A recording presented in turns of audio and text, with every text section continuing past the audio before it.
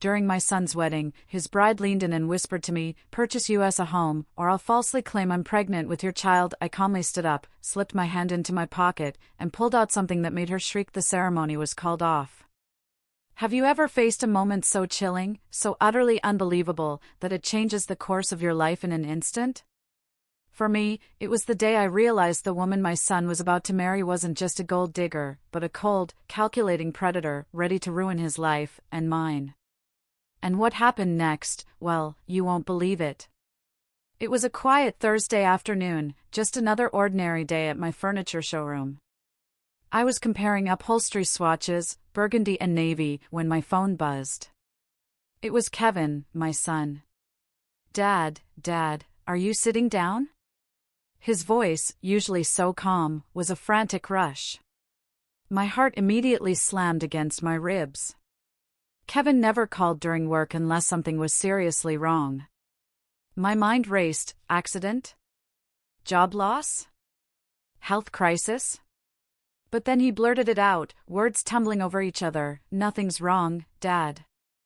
Everything's perfect. Jessica's pregnant. We're getting married 2 weeks from Saturday." The fabric sample slipped from my fingers. Kevin. My son, who had a history of failed engagements and commitment phobia. Pregnant? Married? I was stunned. All I could manage was, "Kevin, that's wonderful. I'm happy for you." Then he asked if they could come for dinner that night, and of course, I said yes. Absolutely. After I hung up, I just sat there, staring at the ceiling. Kevin hadn't even mentioned Jessica until last month. Now she was pregnant, and they were rushing to the altar. It felt off. Rushed. But maybe, I thought, I was just an old-fashioned dad.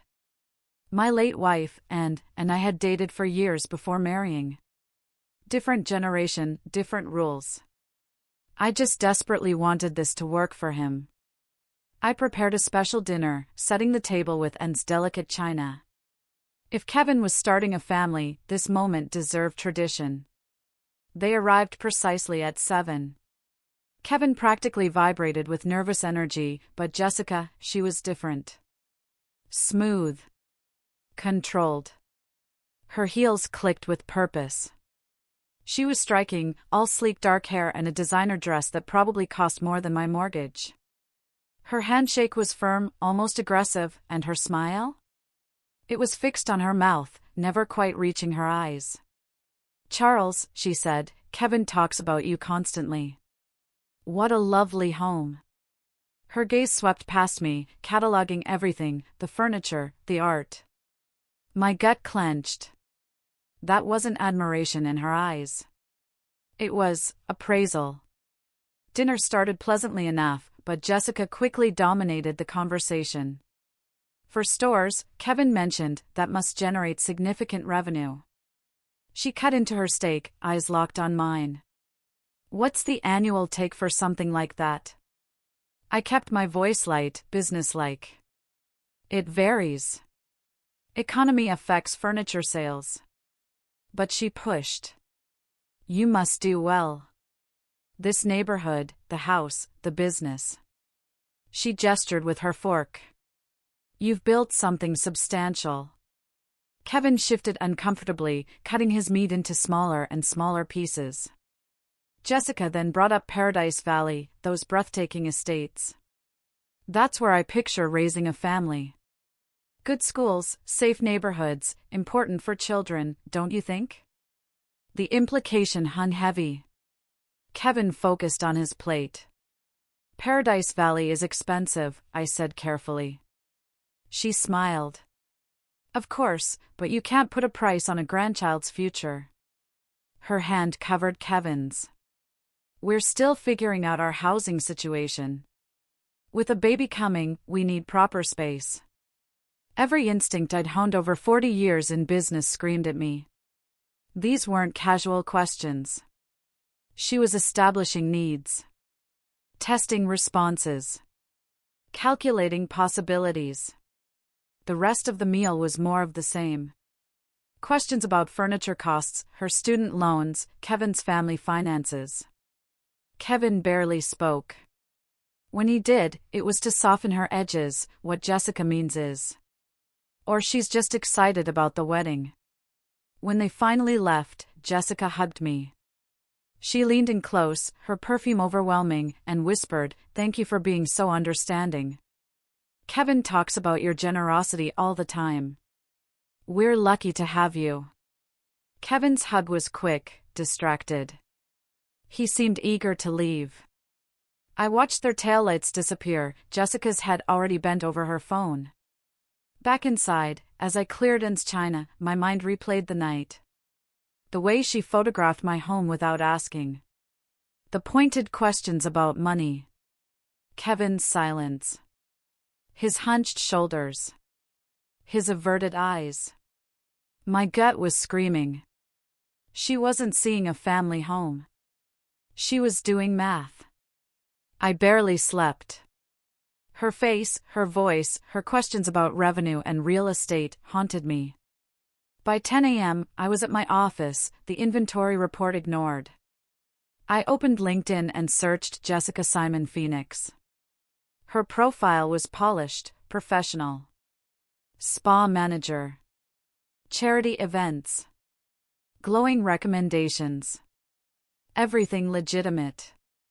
But deeper, older posts, comments from someone named Amanda started a pattern, another rich one.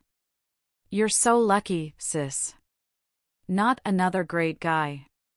Rich. That was the qualifier. My chest tightened. I picked up my phone 3 times before finally calling Marcus Jennings, a contact in credit verification. "Marcus, I need a favor." Unofficial. "It's about my son's fiancée." He called back at 4:30. "Charles, this is off the record. Jessica Marie Simons. Evicted 11 months ago for non-payment from a luxury complex. $43,000 in credit card debt across 7 Max cards. 2 collection agencies. Started bankruptcy proceedings but never completed them." My hand stopped moving. 43,000. Evicted. She wasn't marrying Kevin. She was marrying access to money she thought he had. Or, more accurately, money she thought I had. At 6:15, I called Kevin, rehearsing my calm, rational approach. "Son, we need to talk about Jessica. Have you checked her financial background?" "What?" His voice immediately sharpened. "I had someone look into her credit history. Kevin, she has substantial debt, over $40,000. She was evicted." "You what?" The explosion came through the phone like a physical force. "You investigated her? You spied on my fiancé?" "Kevin, listen to me. She has 7 Max credit cards, 2 active lawsuits. This is serious financial trouble. How dare you?" His voice cracked. "Do you have any idea how controlling this is? I'm 35 years old, Dad. I don't need you vetting my life like I'm some teenager. I'm trying to protect you. These are facts. You can't stand seeing me happy. You never approved of anyone I dated. This isn't about approval, Kevin. This is about a woman with a pattern of financial irresponsibility who suddenly appears pregnant and wants to get married in 2 weeks. Please, just think about the timeline. You just can't stand the thought of me being happy with someone you didn't choose." His words were ragged, wounded. "You never could. I should have known you'd find a way to ruin this. Don't call me again." The line went dead. I sat there, the phone heavy in my hand. Outside, the Phoenix sunset painted the sky, beautiful and meaningless. I pulled up Jessica's Instagram again. Luxury handbags. Expensive restaurants. Weekend trips to California wine country. None of it matched a spa manager's salary. None of it made sense unless someone else was paying. Or unless she was hunting for someone who would pay.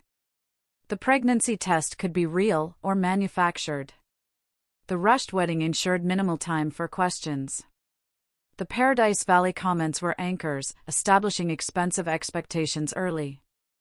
Kevin's defensiveness kept interference minimal. She'd done this before.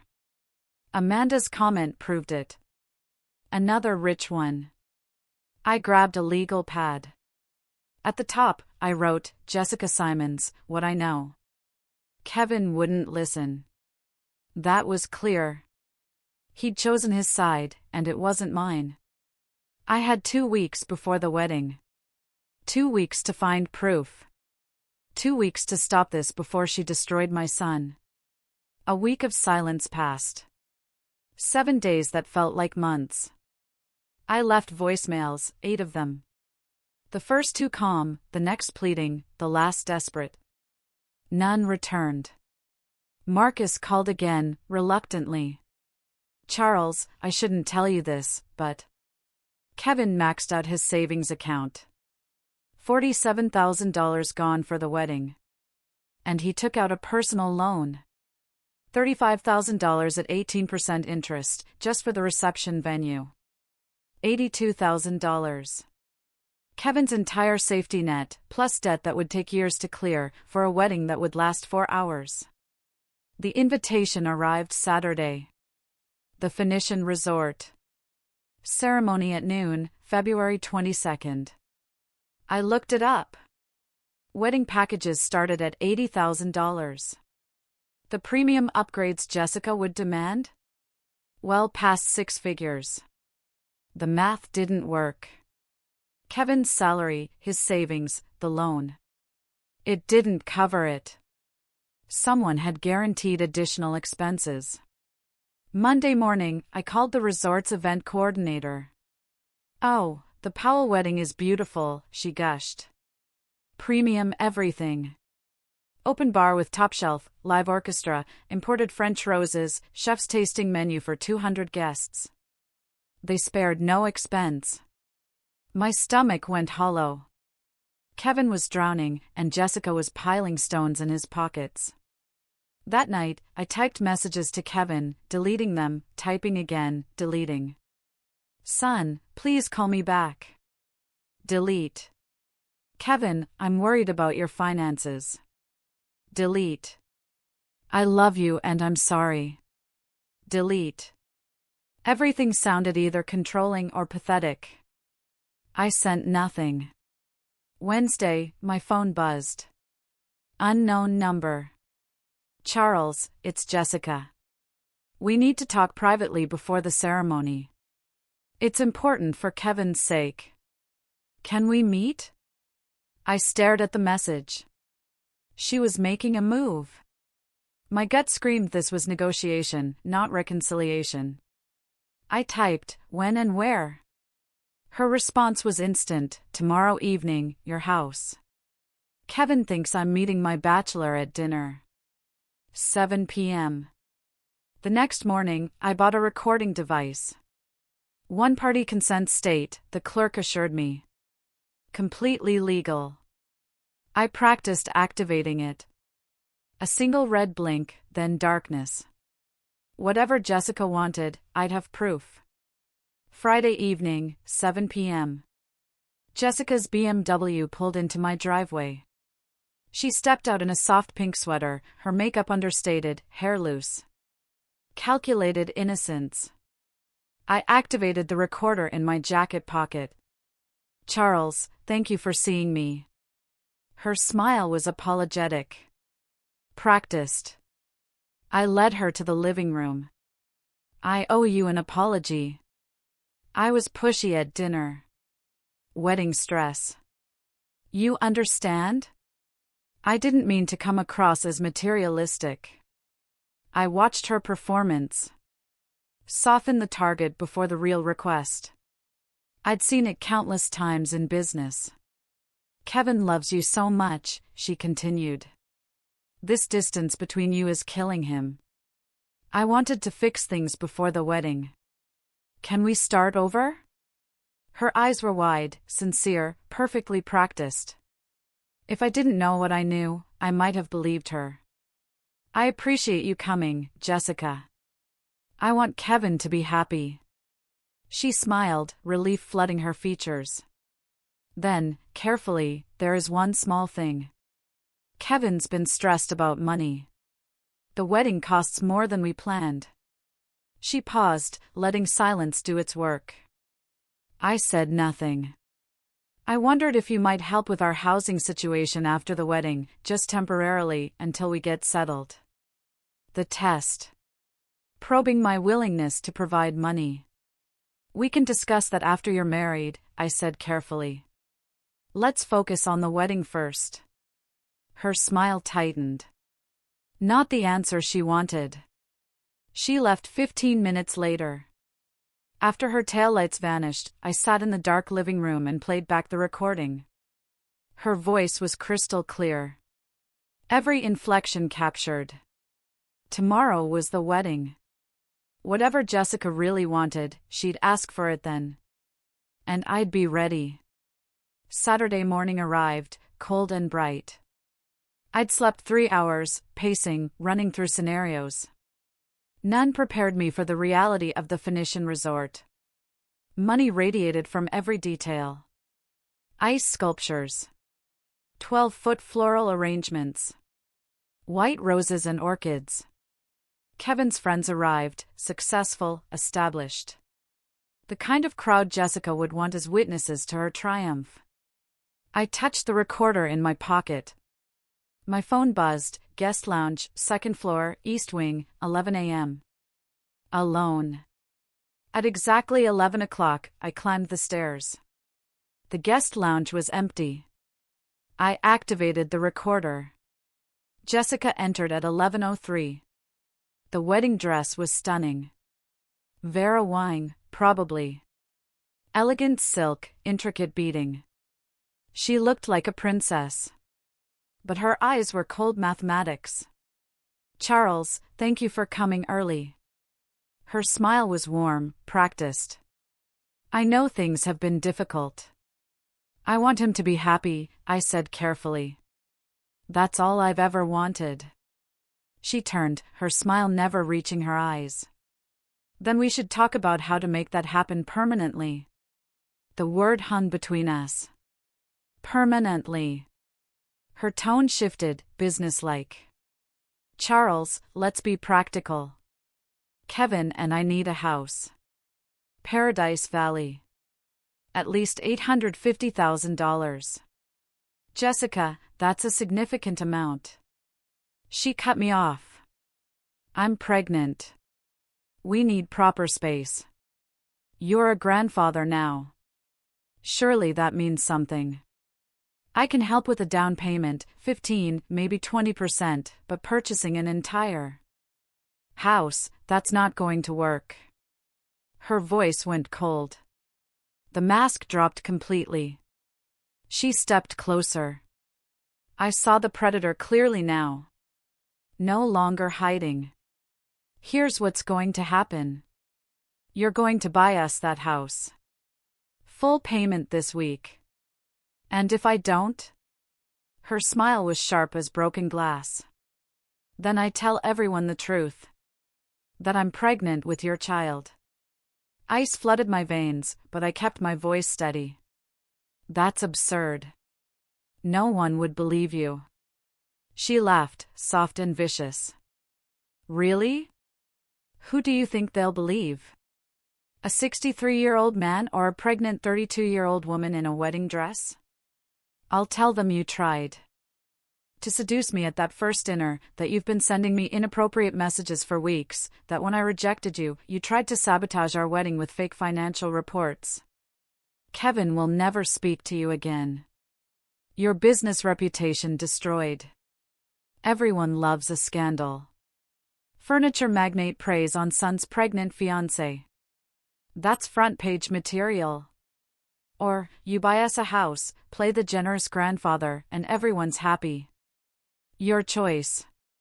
You have 60 seconds. The silence stretched thick and suffocating. I processed the shock. The fury. The calculated cruelty of it all. Then I spoke, my voice quiet and level. Jessica, you just made the biggest mistake of your life. Her smile faltered. Excuse me? I reached into my pocket and pulled out the small recording device. Held it up. The red recording light blinked steadily. Jessica's face drained of color, white as her wedding dress. What is that?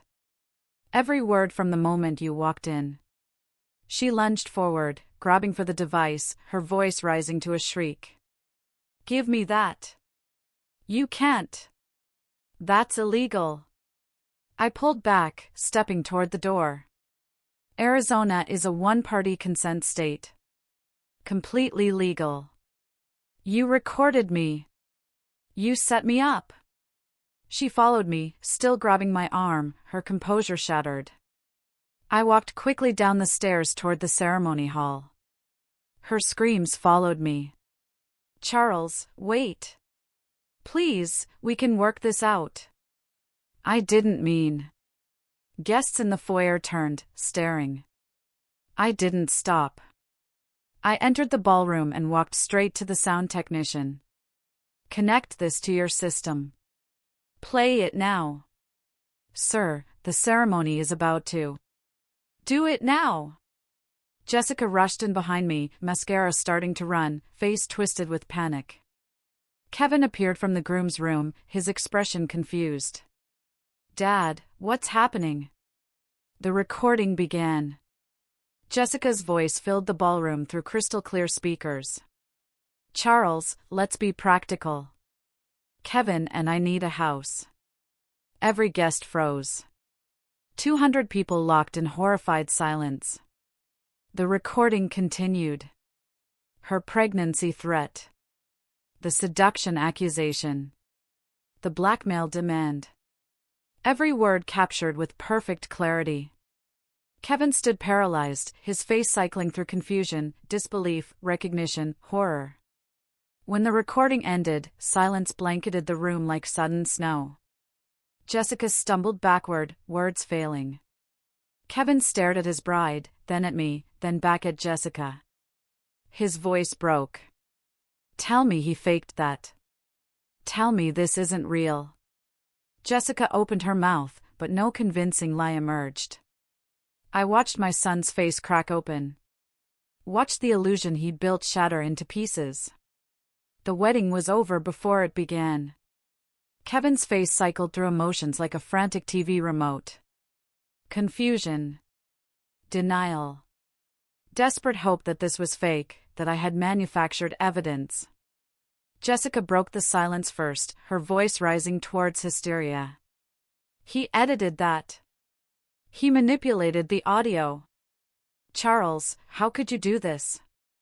Kevin turned to me, his eyes pleading. Dad, tell me you faked it. Please. My voice came out quiet, steady. Every word is real, Kevin. Unedited. I can provide the original file, timestamps, metadata. His face hardened, not with acceptance of the evidence, but a wall slamming down between us. A guest near the front whispered, loud enough to carry, I heard what I heard. That woman was blackmailing him.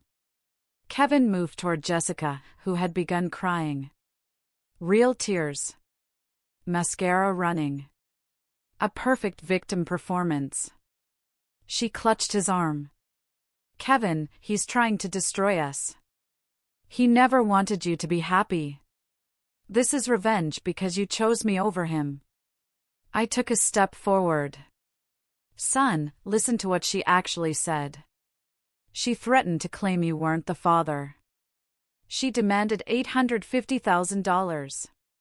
Kevin's voice cracked, raw with pain and fury. You always did this. Every relationship I had, you found something wrong. You can't stand seeing me with someone. The words hit like fists. This isn't about control. She was blackmailing me. You heard it. You recorded her without permission. You set her up. His eyes were wet now, voice shaking with anguish. You're jealous because you've been alone since Mom died, and you can't handle me being loved. The accusation hung poisonous in the air. I opened my mouth, but no response came. How do you argue with someone who's chosen their illusion over reality? Who needs the lie more than the truth? Kevin took Jessica's hand. We're leaving. Don't contact me ever.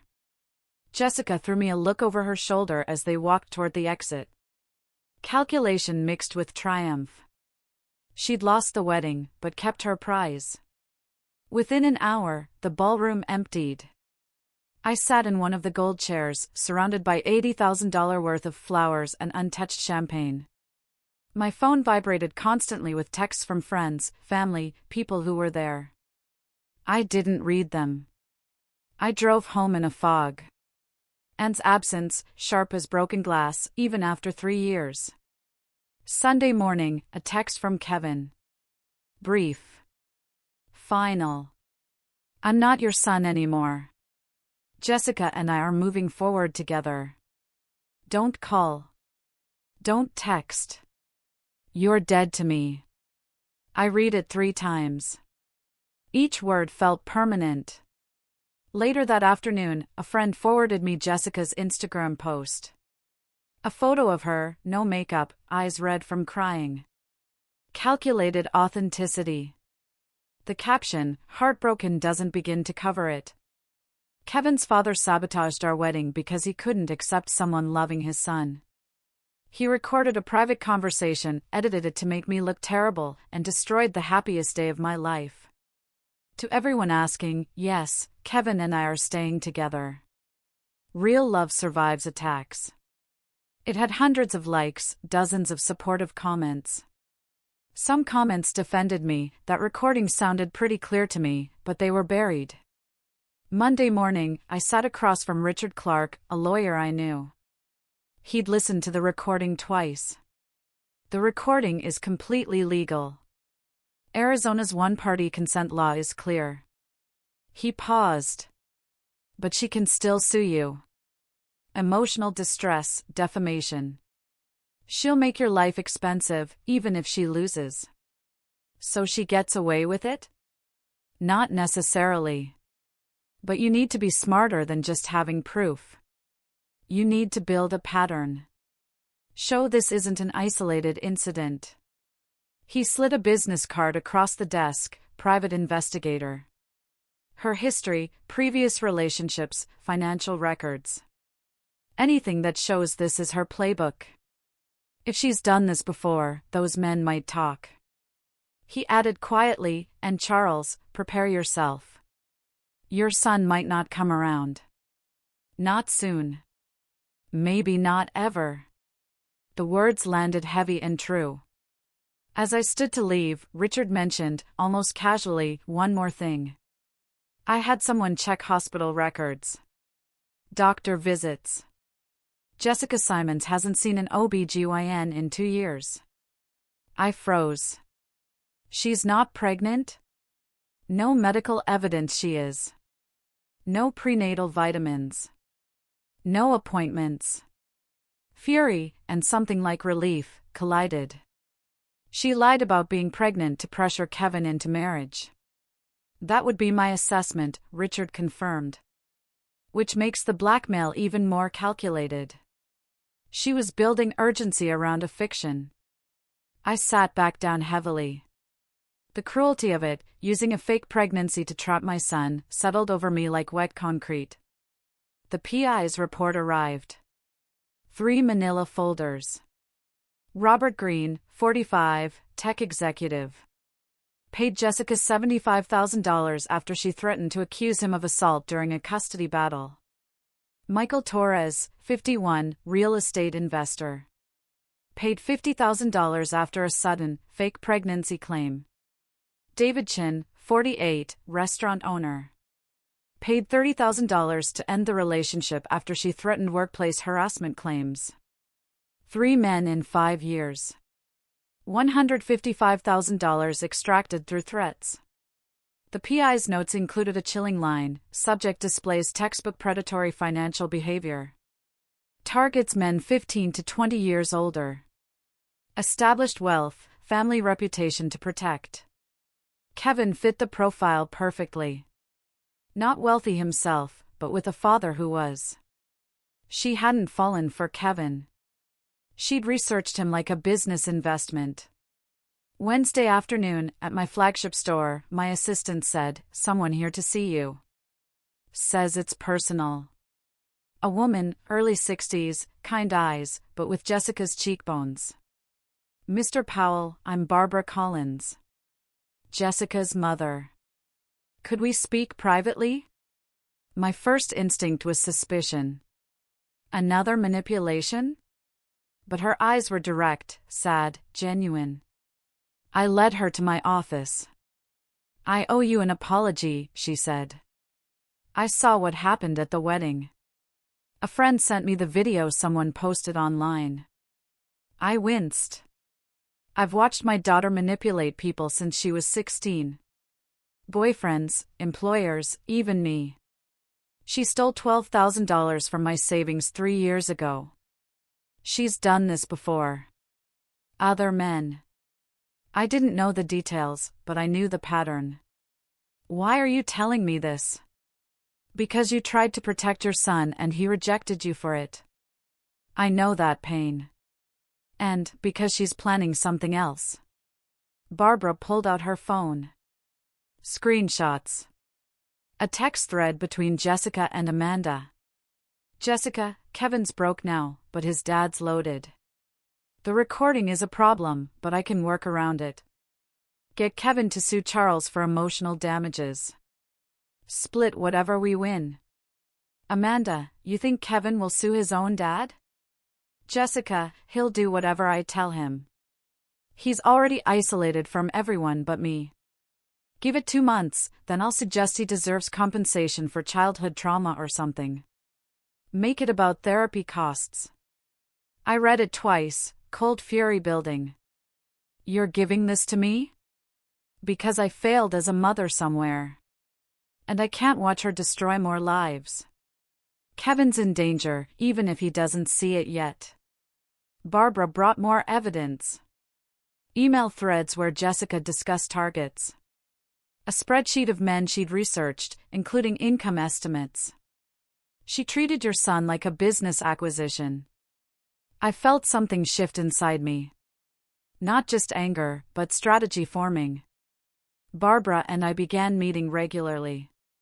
Initially for strategy, but the conversations drifted. Books. Phoenix's relentless heat. The loneliness of empty houses. I talked about N. Barbara shared about her ex-husband. We found a shared comfort. A shared damage. One evening, Barbara emailed me a file. Jessica's project spreadsheet. My blood pressure spiked. Column headers: name, age, net worth, STC, strengths, weaknesses, etc. Vulnerabilities. Timeline. Expected yield. Kevin Powell, 35. $85,000 salary, but father owns 4 furniture businesses. Father, guilt, isolated, desperate to prove independence. 6 to 8 months. $500,000. 9 other names were listed above Kevin's, dating back to 2018.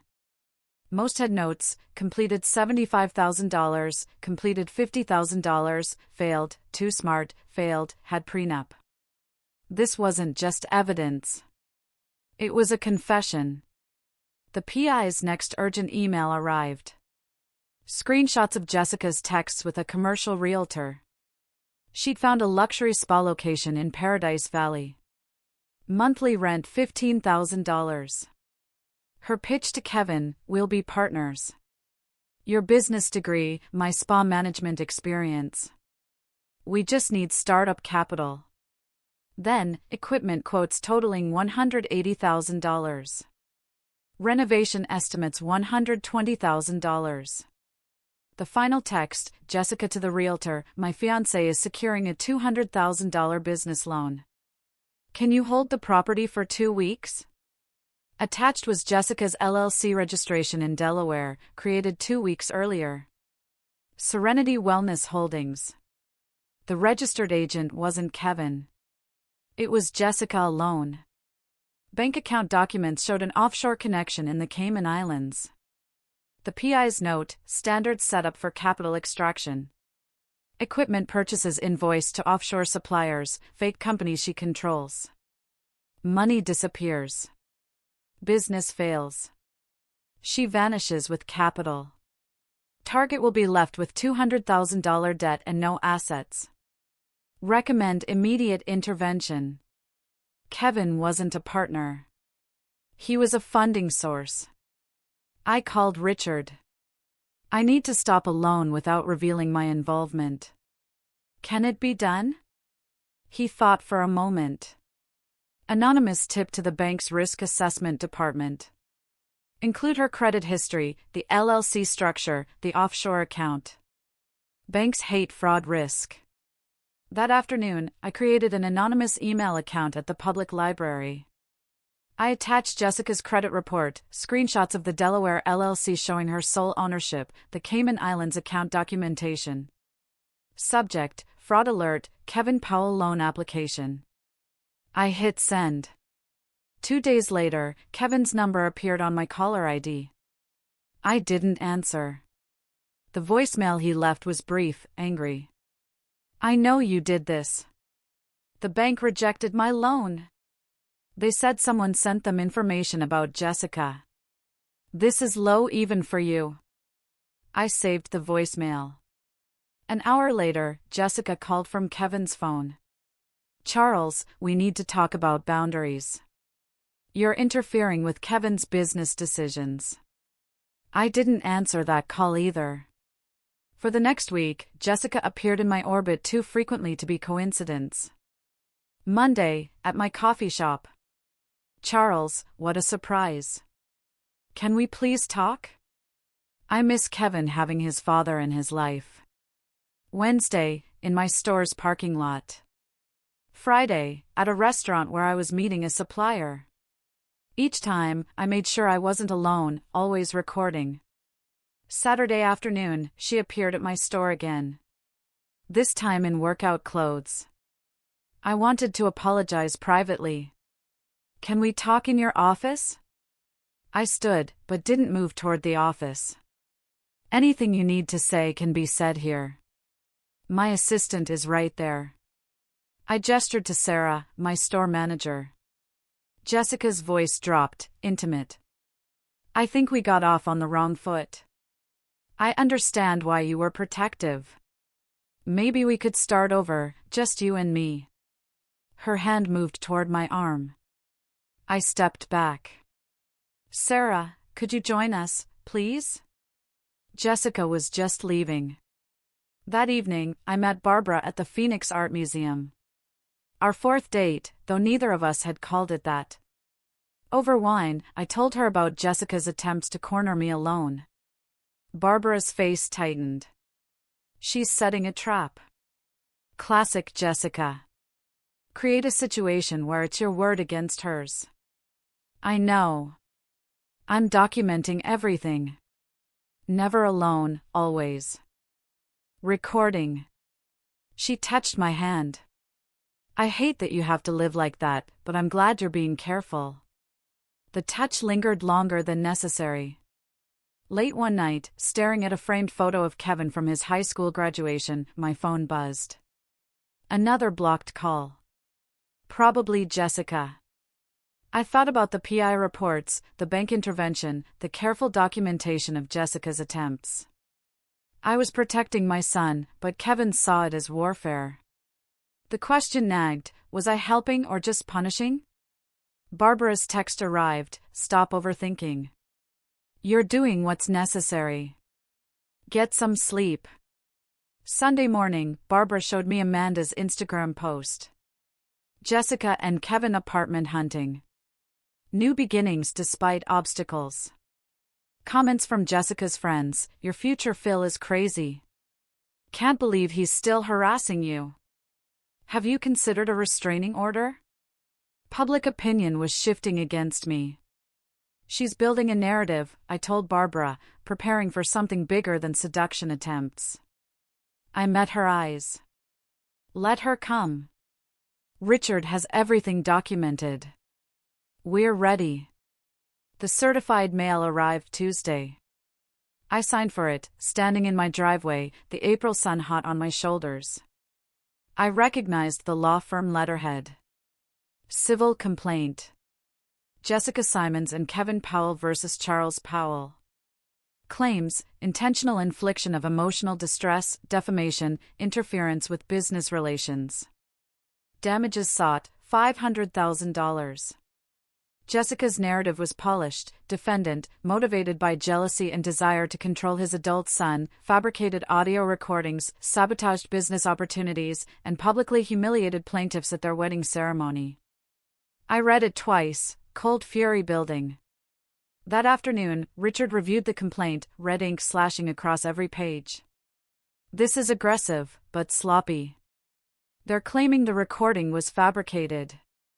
We have metadata, timestamps, audio forensic analysis, proving authenticity. They claim you sabotaged business opportunities. They'd have to prove you were involved in the bank's decision. Anonymous tip means no proof. Can they win? Richard leaned back. Win? No. Make it expensive and painful? Absolutely. Discovery will be invasive. Depositions, financial records, witnesses. Jessica's betting you'll settle to avoid the hassle. Not happening. Richard smiled, sharp. Good. Because I've been preparing our counterclaim. Fraud, attempted extortion, blackmail. We have her previous victims willing to testify. The offshore account. Barbara's evidence. When we're done, Jessica won't be able to run this scheme again. I learned through a mutual business contact that Kevin had been fired. Not quit, despite Jessica's Facebook post. He'd been missing deadlines, arguing with everyone, finally went off on his supervisor. He's not himself, Charles. Exhausted. Lost weight. Whatever's happening with that woman, it's destroying him. I hung up and immediately wrote an email. Son, I heard about your job. Please talk to me. Whatever you need, I'm here. This lawsuit doesn't change that I love you. I sent it to every email, every phone number. All bounced back or went unread. Jessica had blocked every channel. Over the next 2 weeks, I wrote physical letters. Handwritten on quality paper. Apologizing for the public nature of the wedding confrontation while defending the necessity. Explaining the evidence I'd found. Offering to help financially without conditions. Reminiscing about our past. I mailed them to Kevin's old apartment. None returned, none answered. I imagined Jessica intercepting them. Reading them first. Deciding what Kevin saw. The silence was worse than Kevin's anger. It meant complete isolation. Barbara called me, her voice tight. Amanda just told me Kevin's selling his apartment. My stomach dropped.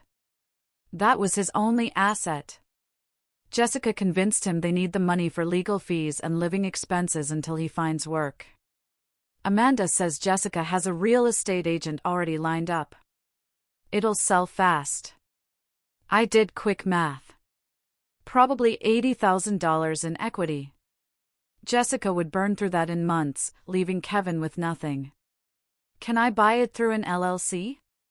Keep Kevin from knowing? Barbara's silence told me she'd already considered and rejected this. Kevin would eventually find out. It would look like more control. Desperate, I tried video messages to Kevin's phone. Kevin, I'm not asking you to forgive me. I'm asking you to look at the evidence with clear eyes. Jessica has an offshore account. She's done this to 3 other men. I can prove all of it. Please, just look at what I'm sending you. I attached PDFs, bank records, the PI report, screenshots of Jessica's LLC. The message showed delivered, but never opened. I recorded another. I know you can't hear this. Jessica is blocking everything. But I need you to know. I would do it all again. The recording. The bank tip. Everything. Because you're my son, and watching you be destroyed would kill me. I didn't send that one. Too raw. Too desperate. Late April evening, I sat in my home office, surrounded by legal documents. My phone showed the lawsuit timeline. Discovery in 3 weeks. Depositions in 6. Kevin's life was imploding. No job. Selling his apartment. Drowning in debt. Isolated from everyone except his manipulator. My intervention was supposed to protect him. Instead, Kevin was worse off than before and blamed me for all of it. The question that had haunted me since February surfaced with new force: what if I'm wrong? Not about Jessica. The evidence was overwhelming. But about the method. The public confrontation.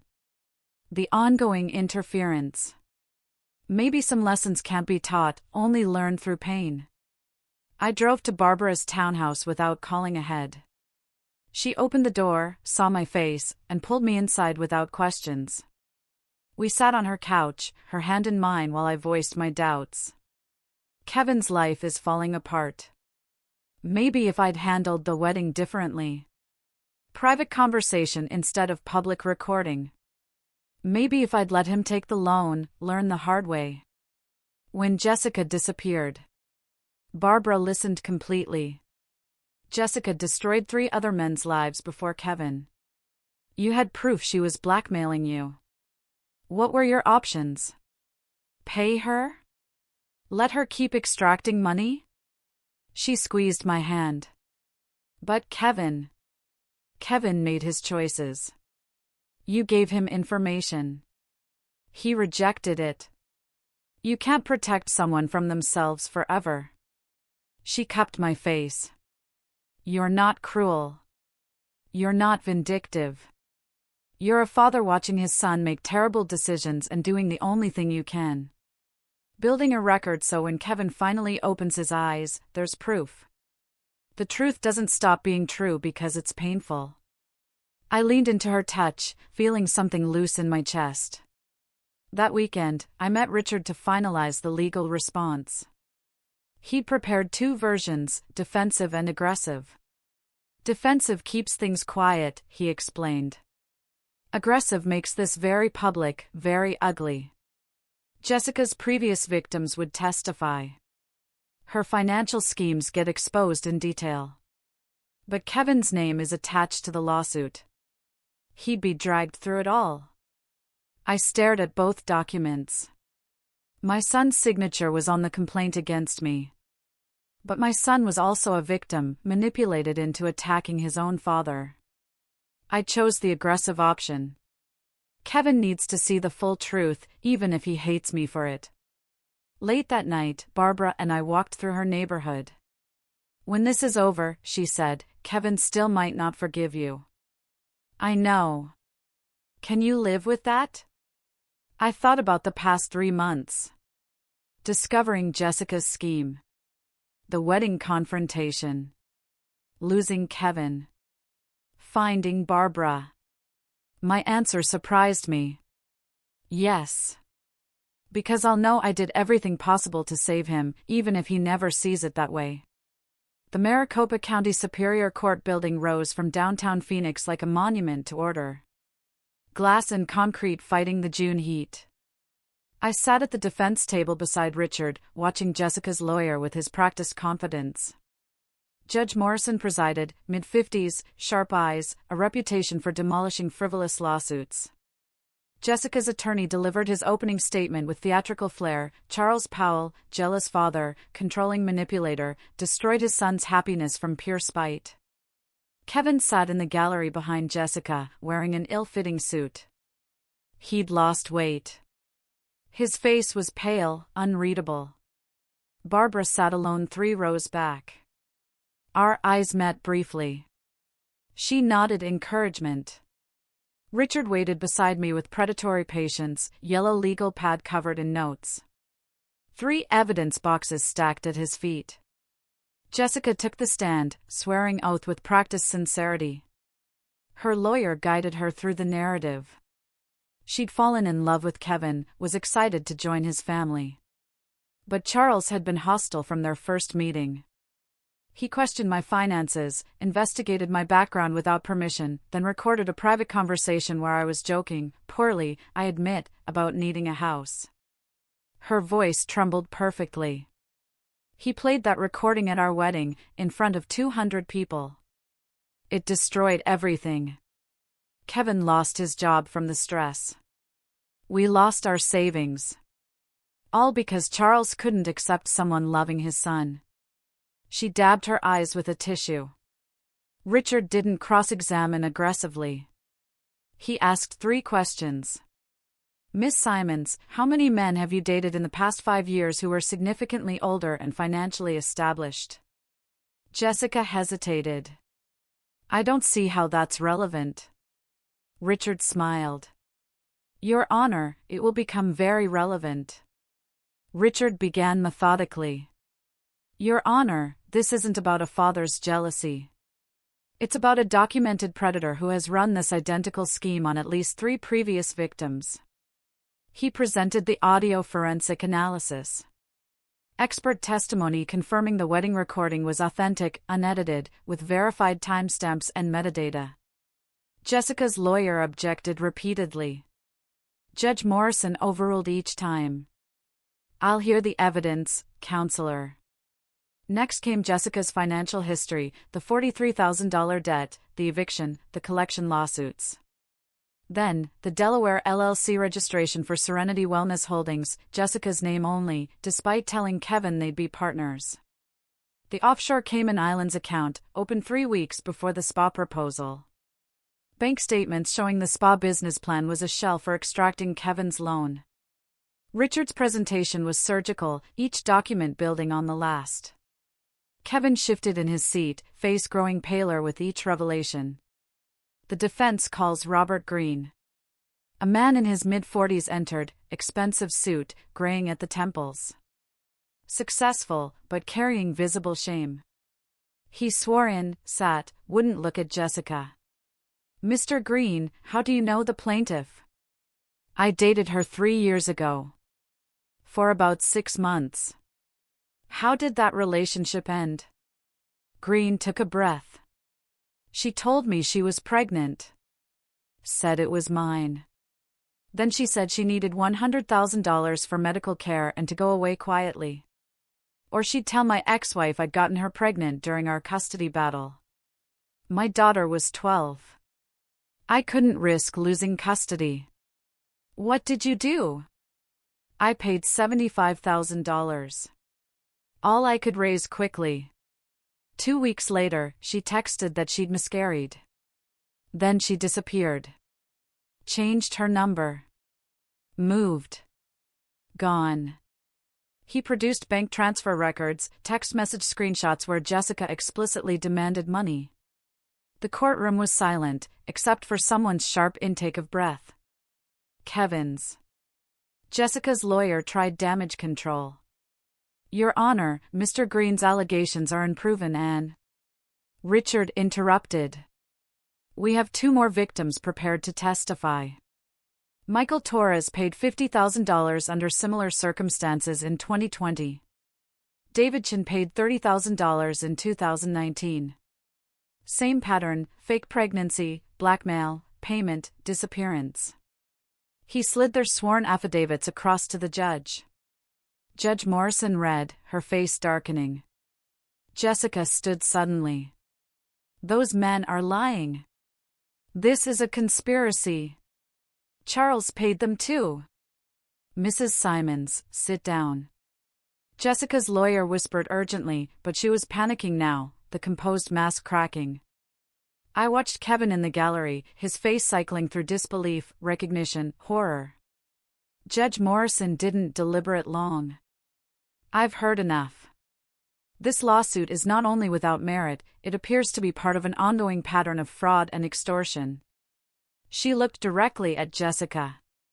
Miss Simons, the recording Mr. Powell made was legal under Arizona law. The evidence suggests you did exactly what that recording captured, attempted to blackmail him for money. Your claims are baseless. The gavel came down. The complaint is dismissed with prejudice. Further, Mrs. Simons, you are ordered to pay defendants' legal costs in the amount of $47,000. Jessica's face went white. I'm also referring this matter to the county prosecutor's office for investigation of possible fraud and extortion charges. This court is adjourned. The gavel's crack echoed like a gunshot. I exited the courthouse into the late afternoon heat, loosening my tie. Richard was triumphant. That went better than expected. Morrison doesn't make prosecutorial referrals lightly. Barbara appeared, hugged me briefly, propriety in public, but relief in her eyes. Then I saw Kevin. Standing by a parking meter, alone. Looking lost. Jessica was 20 feet away on her phone, back turned, voice rising in argument. I approached Kevin slowly. Son. He looked at me, and for the first time in 6 months, he really saw me. Dad, those men, what they said? His voice broke. I recognized the sound, his certainty shattering. I know. I'm sorry you had to hear it that way, but you needed to hear it. Kevin's next words came hoarse. The offshore account. The fake pregnancy. Was any of it real? I wanted to comfort him with lies, but chose truth. I don't think so, Kevin. The PI found evidence she researched you before you even met. Your income, my business, everything. She chose you deliberately. Kevin sagged against the parking meter. I quit my job for her, sold my apartment, sued my own father. I moved closer. You weren't blind, Kevin. You were manipulated by a professional. There's a difference. I lost everything. I have nothing. I am nothing. I pulled my son into a hug. First physical contact in 8 months. You have me. You've always had me. That never changed. Not once. Kevin broke then, sobbing against my shoulder like he hadn't since childhood. I held him, feeling something fundamental shift back into place. Inside the restaurant, Jessica looked up to see police officers approaching. I'd called them before Kevin arrived. Had them waiting. The forgery documents. The conspiracy. On audio. The open warrant from the judge's fraud referral. It all converged. Jessica tried to run, but there was nowhere to go. Brian was arrested alongside her. Both charged with conspiracy to commit fraud and forgery. By morning, Jessica had fled Phoenix on bail, skipping town on the $47,000 judgment. I didn't pursue her. She was out of Kevin's life, and that was the victory that mattered. August arrived with Phoenix monsoons, washing the city clean. Kevin moved into my guest room temporarily, started therapy, began job hunting. The process was slow. Rebuilding a life takes longer than destroying one. But I watched my son gradually return. Smiles at breakfast. Interesting conversations. Plans for the future. One evening, Barbara, Kevin, and I sat on the back patio. I took Barbara's hand. We have something to tell you. Barbara and I are getting engaged. Kevin's reaction surprised us. He grinned. About time, Dad. She's way too good for you. Barbara laughed, and I felt something I hadn't felt in years. Complete. Late August, I hosted a small engagement gathering at my home. 20 close friends. Nothing elaborate.